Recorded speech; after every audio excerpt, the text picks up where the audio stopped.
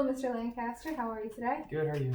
Good, thank you. Today we'll be using a goniometer to help see where your joint range of motion is. Okay. Alright, so the first one I'm going to have you do is go like this. At your arm at a right angle. I'm going to have you hold this pencil for me. And then I'm going to put my axis over the midshaft of the third proximal phalanx. And my stationary arm will be perpendicular to the floor.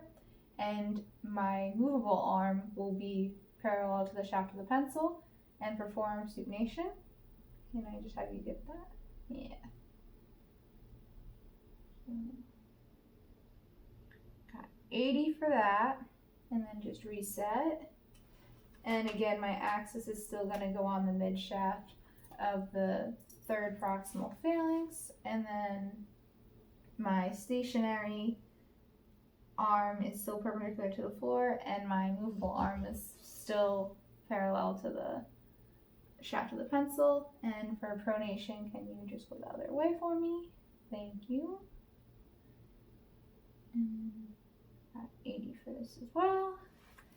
So for the next one, we can ditch the pencil. We're going to do wrist flexion. So you're going to have your arm straight out, your fingers straight out, and you're going to go like that. So my axis is going to be lateral to the wrist aspect, and my stationary arm is going to be parallel to the radius, and my movable arm will be parallel to the metacarpal of the index finger. And you can flex your arm now, or your wrist.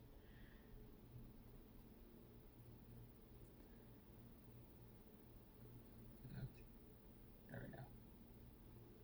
Alright, got 65.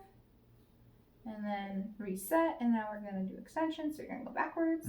My axis is still on the lateral aspect of the wrist. My stationary arm is parallel to the radius, and my movable arm is still parallel to the metacarpal of the index finger.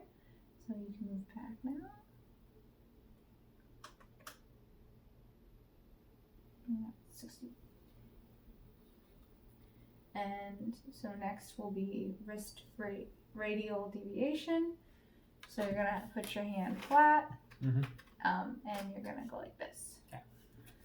So my axis is going to be on the dorsum of the wrist at the base of the third metacarpal, and then my stationary arm will be at the center of the forearm, and my movable arm will be parallel to the third metacarpal. Alright. Yep. That's a 20, and now you're gonna do it the other way. My axis is still at the dorsum of the wrist at the base of the third metacarpal. So my stationary arm is still at the center of the forearm, and my movable arm is still parallel to the third metacarpal. You can do the movement, and that's at 30. Right, on to index finger flexion.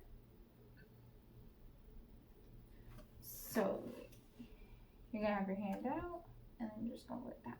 Okay. So my axis is centered at the top of the MP joint, at the middle of the MP joint. My stationary arm is top metacarpal, and my movable arm is top of the proximal phalanx. Right. And that is 90 degrees. And your thumb, I'm gonna keep that straight and just bend.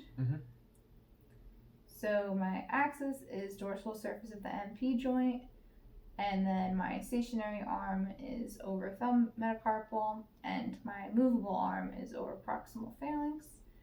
Do the bend, and I got 50. All right, thank you very much for coming in today. Alright, thank you.